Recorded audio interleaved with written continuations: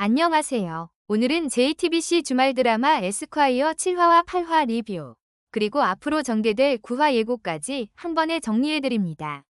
이번 두 화는 그야말로 감정의 파도가 끊임없이 밀려오는 회차였습니다. 허민정의 과거와 현재가 충돌하고 윤석훈은 치매 아내의 조력 안락사 사건을 맡으며 큰 내적 변화를 겪게 되죠. 그리고 로펌 내부에서는 권력 다툼과 비밀이 드러나며 갈등이 폭발했고, 한설련 사건을 중심으로 윤리적 딜레마와 정의의 경계가 어디까지인지를 묻는 장면들이 이어졌습니다. 7화에서 가장 먼저 주목할 부분은 허민정의 과감한 변화입니다. 그녀는 과거 전 남편의 외도와 시어머니의 구박으로 인해 수동적이고 움츠러든 인물이었지만 이번 회차에서 드디어 과거와 결별을 선언합니다. 전 남편과 시어머니가 사무실까지 찾아와 행패를 부리자 더 이상 참지 않고 경찰에 신고하며 스스로를 지키는 법을 선택한 것이죠. 이 장면은 오랜 상처로부터 벗어나 당당한 변호사로서 서 있는 허민정의 성장을 보여주는 통쾌한 순간이었습니다. 다음으로 주목할 사건은 윤석훈과 황충현의 재판입니다. 황충현은 알츠하이머에 걸린 아내 차영순의 안락사를 지켜본 남편이었는데요. 아내는 기억을 점점 잃어가던 중 우연히 뺑소니 사건의 목격자가 됩니다.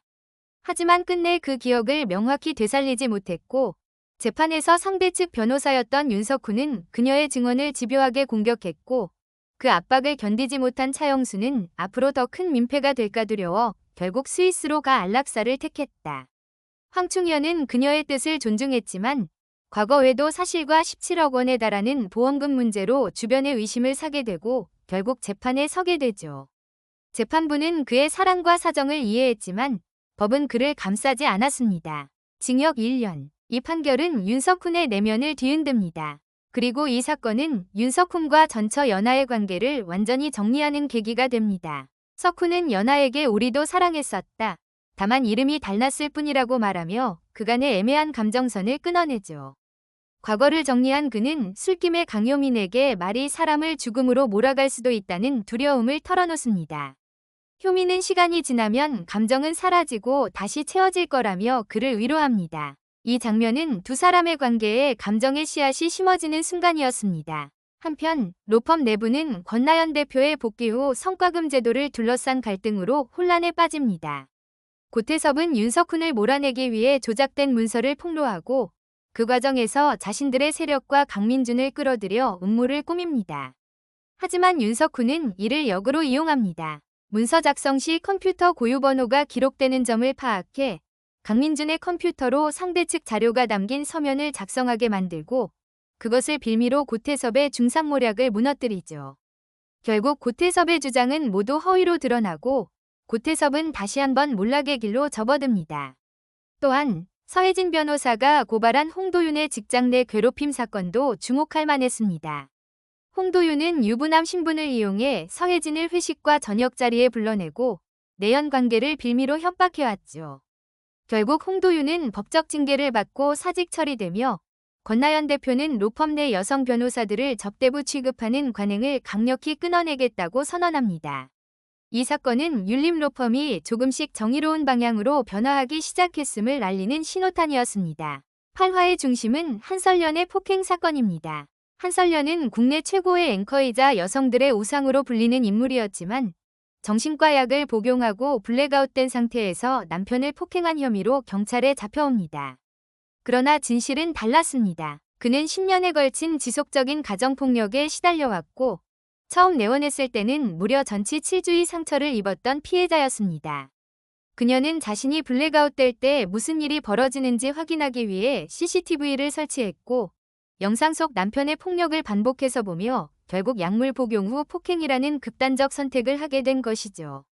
여기서 중요한 것은 원자행 즉 원인에 있어서 자유로운 행위라는 법적 개념입니다. 자신이 심신상실 상태가 될 것을 알면서도 일부러 약물을 복용하고 범죄를 저질렀다면 무죄가 되지 않을 수도 있는 상황이었습니다.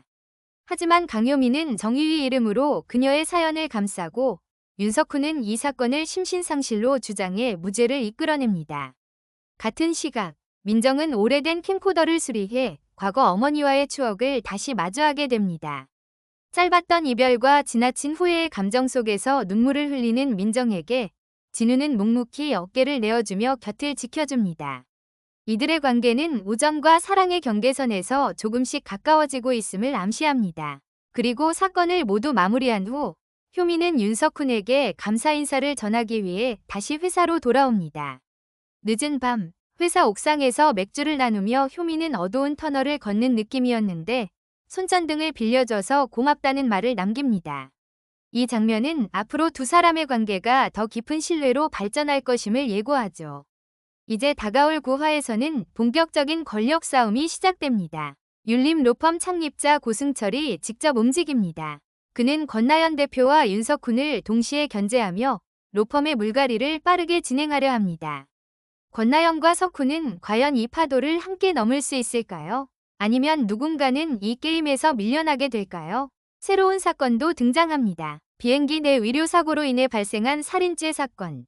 담당 의사는 다름 아닌 강효민의 친구 설아입니다. 이 사건은 효민의 사적인 감정과 변호사로서의 원칙이 충돌하는 시험대가 될 전망입니다. 한편 허민정의 비중이 점점 커지고 있습니다. 일각에서는 그녀가 석훈의 자리를 이어받아 로펌의 새로운 중심이 될 것이라는 추측도 나오고 있는데요. 혹은 석훈이 권나연을 도와 혁신을 완성한 후 자신만의 작은 법률 사무소를 열고 효민과 함께 새로운 길을 갈 가능성도 배제할 수 없습니다. 7화와 8화는 과거의 상처를 마주한 개인들, 그리고 변화의 기로에 선 로펌을 동시에 보여준 회차였습니다. 다음 화는 더욱 치열하고 더욱 위험한 권력의 한판이 될 것으로 보입니다. 여러분은 윤석훈이 이 싸움에서 끝까지 버틸 것 같나요? 아니면 모든 것을 내려놓고 떠날까요? 댓글로 여러분의 생각 남겨주시고 이번 리뷰가 유익하셨다면 구독과 좋아요도 부탁드립니다. 저는 다음 리뷰에서 다시 찾아뵙겠습니다.